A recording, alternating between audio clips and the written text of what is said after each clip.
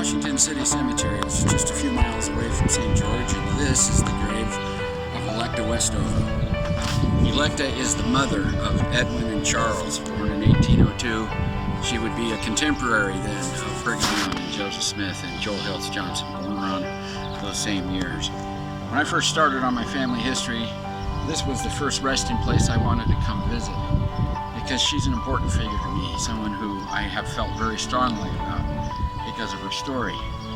She and her husband Alexander married around the year 1822 or so with high hopes of building a home on the frontier of what was then Ohio.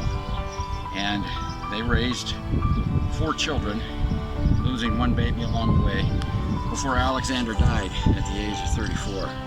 Electa found herself alone and her family in disarray because she couldn't take care of them. And Edwin and Charles, as young children, were farmed out for a while. And it wasn't until Electa's sister Hannah, who had joined the church, referred the missionaries to her, that she joined the church and found hope.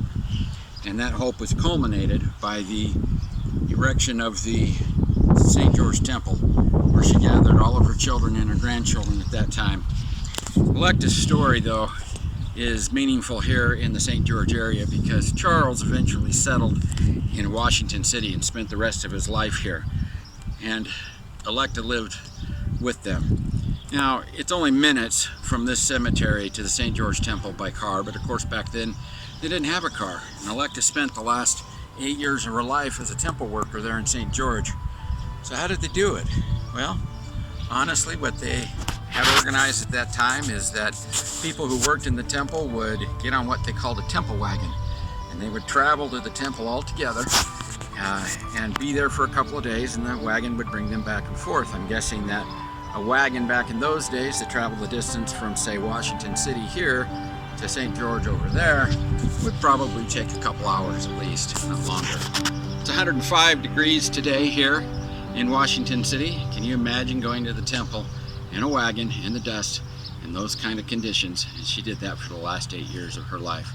Buried next to her here is a grandson, Charles Westover, who is married to a woman by the name of Ellen Parker. I haven't had a chance to look this up yet, but is it possible that we have a Westover and a Parker tying together the families of the Westovers and Damon's family as well through that line? I don't know. My understanding is that she is actually a cousin to Butch Cassidy, whose original name was Parker. We'll get into that story later, including a stop in a place related to Charles Westover Jr., who's laying here, and who lived in Washington City for a time, the son of Charles Westover Sr., on our next stop.